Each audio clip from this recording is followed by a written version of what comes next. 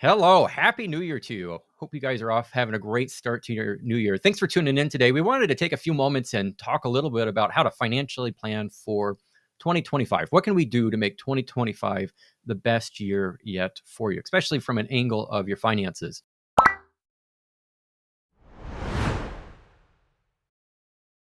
And perhaps it comes as no surprise, but one of the best things you can do would be to set some goals for the year. What are you wanting to accomplish? What are your priorities? What do you want to see at the end of this year that you got done? And the value of that is a little mixed in when it comes to goal setting, in my opinion, because the truth is I've set a lot of goals in my life, and I wouldn't say that I necessarily haven't met them, but my goals have changed over the course of the year because other stuff comes up. We have unexpected developments and we have to make a course correction, as you might say. But the value, regardless of those course corrections, are important, and we ultimately keep kind of working our way to where we need to go. The value in doing this isn't so much achieving the goals in and of themselves; like those get to be kind of almost second tier in their importance. The real value is just the discovery of realizing what is it that I want, what are my priorities, what do I value, what is it that I want to make sure that I'm accomplishing with my life so that I can look back at it all and have a sense of gratification and satisfaction and contentment from year to year and over the course of the decades. And so, yeah, spend some time. What are some goals? What's important to you to get done this year? Let's make a point to accomplish those. So that would be one item for you to be thinking about. When I look at finances, if one of the things I think is just so important, but a lot of people overlook, and they tend not to want to do it because it is a little tedious. But I got to say, in my own experience, I just have found it to be one of the most beneficial things to do. And that's to get on a budget, to be budgeting, to be taking an inventory of the income that's coming in into your financial situation, what's hitting your bank account, seeing what goes out, what kind of committed monthly expenses do we have, what level of discretion do we have in terms of our expenses, what do we want to be accomplishing and working towards, to be saving towards in the short term, whether it's a vacation or a down payment or on a home or maybe a vacation home, maybe a new car, whatever it might be, like just figuring out what is it that we need this money to go to, and taking inventory of our daily living expenses and just what does it cost to be us, what does it take to be us financially speaking, like working through all these details on a budget. Yes, it's a little cumbersome and difficult initially, no doubt about it. If it's not a habit you've developed, it will take some time and effort. But I just think it's just one of the best things you can do. It's something I've been on for 10 to 15 years now in my life, and I love it. I would not trade that in for anything. It's probably my most valuable financial practice that I do only on a weekly basis. So a great budgeting software that I highly recommend would be You Need a Budget. Of course, there's other solutions out there, but I'm a big fan of You Need a Budget. It's what I personally use, is what I recommend my clients to use. So let's consider budgeting maybe as a task for you to pick up this year. Great use of your time, energy, and resources, in my opinion. But other things to be thinking about would be making commitments towards certain savings goals. And what I mean by savings is somewhat short term and midterm needs. But typically when I say savings, this is somewhat of just the industry in which we're in. What I mean by savings really is that long term investment goal, building up money for retirement or other future needs, just maybe general wealth accumulation. So generally, I'd like to see folks at 10 to 15% of their income gross earnings being set aside towards savings. I would kind of put that as a minimum. So if you're not there, then that's what you need to be working towards. Let's get you to 10 to 15% of your savings, and perhaps let's say you're only at 3 to 5% of your savings. You're like, oh, jumping all the way to 10 to 15 might be too big of a jump as you make adjustments to your lifestyle. At least minimally bump it up by 1%. So if you're doing 5% in your 401k, let's start doing 6% into your 401k this year. And maybe if you're in a situation where you're fortunate enough to be able to max out your 401k, 403b employer retirement account contributions, maybe you're looking into making Roth IRA contributions. Now, if you're able to do the Roth IRA contributions, be mindful of your household income, as your ability to make direct Roth contributions can be limited based on how much income or earnings you have coming in. But let's have some savings goals. So 10 to 15% is what I would recommend. But if you're eager about getting to early retirement, or just building optionality in your situation, or if just accumulating wealth is something that you find important and something you want to do, then going as high as 25%, I think, of your gross earning towards savings is certainly a remarkable and good goal to shoot for, and something you'll be thankful for. Now, above 25%, unless there's something really driving the need to not do the work you're really wanting to do any longer, I start to think of that as excessive. You will see folks who recommend more than 25%, but I don't know how quickly or easily I would sign off on that amount, because this kind of really brings me to the next point, in which part of the budgeting and part of the savings would be also, do you have a plan for how you want to spend your money this year? And I've been reading this book called Happy Money by Elizabeth Dunn. It's a really good read, highly recommend it. And the focus of this book, the tendency that we have as humans is to think that if we just simply make more money, we accumulate more, and we see that nest egg, our net worth, grow, that we'll be happier.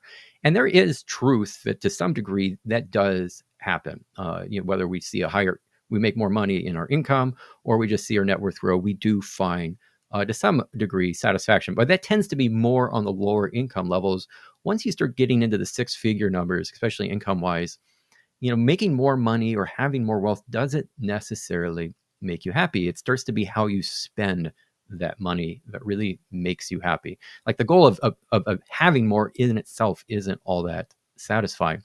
And some of the takeaways that this book offers to us is like removing some, task that we find burdensome, or, we just drag our feet on and we don't really want to do. If you have the money and you can afford, especially if you're hitting these savings goals I just made mention of, if you have the money and you can afford to take some of these burdensome, annoying tasks off your plate and only pay someone else to do that, like, that's a great use of money. And so, examples of this could be like lawn care, or, house cleaning, maid care, or maybe, having someone take care and work on all your vehicles rather than you handling that yourself. An example of this could certainly be having someone handle your tax filings or doing your financial planning. We could be definitely a great example of this too. But like, the point of this is that people will drag their feet, delay, and not accomplish these tasks because they just don't enjoy them and they don't really want to do them. But then they'll force themselves to do it because it's like, well, I don't want to spend the money and have it be used that way, because they almost see it as wasteful when they know they could do the task themselves. And the problem with that is the task doesn't get done, and then they're being forced to do something they don't really want to do. And they're just not happy. It's like, if we're looking at like intentional ways in which the use of your money, this how we spend it, can just make you happy, which again, that's the whole point of this book, Happy Money. Like, again, paying for these tasks to free up your time can be a great example of that. The other thing, though, alongside with that, intentional uses of your money, is that we really derive great satisfaction in being able to have treats or have things be special for us. And so, have some goals over the course of the year in which you're going to give yourself a treat. And that treat, can vary. It's really individually assigned, household, to decide it. It depends on what you want to accomplish, but look towards treats or things in this year that you can do that would be special. The great irony of actually having more and more wealth and accumulating it is that things become more and more affordable. And so what used to be a treat just because it was difficult to pay for, you didn't really have the money for it, you can now just pay for it anyway, because you just have the money, and it starts to no longer be a treat, no longer is special. And so there are some things that maybe that's happened in your situation, which you have to be more intentional and not overindulging in that, so it can still stay special. But it could also just be what previously was special is no longer, because you have the means for it. Well, then let's find some new things that can be special and be intentional. Let's spend that money. These are great ways for us to find happiness, deep satisfaction in your income, in your wealth. And then, some other considerations that I would offer to you is, do you have an investment plan?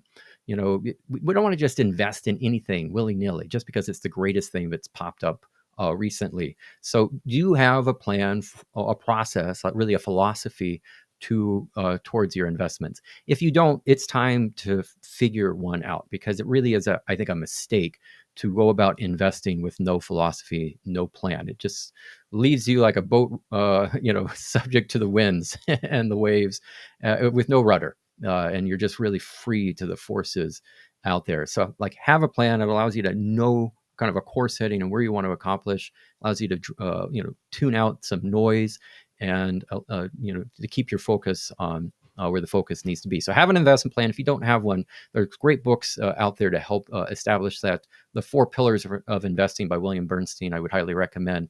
And then also Your Money and Your Brain by Jason Zweig. Great book too on this notion of developing an investment policy statement. And if it's, other things, depending, maybe you've already got a lot of this already checked off. Look, folks, having a good estate plan, it's not always the most exciting thing to get accomplished, but you will pass away at some point. All of us will. That's inevitable. We know that death is here. It's part of our lives. What is there a plan in place for what would happen for your family, for your children, for your loved ones, your friends?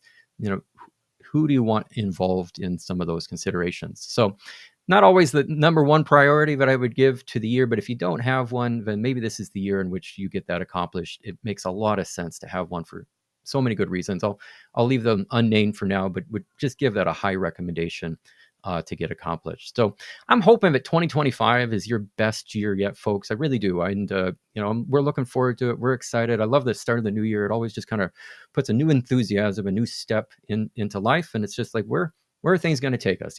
Life's a journey, and we're on it. Like, where's 2025 going to take all of us? And I hope it takes all of you into better financial wealth, better financial health, better financial success, and makes it a year of great remembrance. And then, if we can be of help in any way along that, as you probably know, we offer financial planning services, some tax filing services. Please do reach out. We'd love to have a conversation with you to see how we can support you in your finances. May 2025 be the best year yet.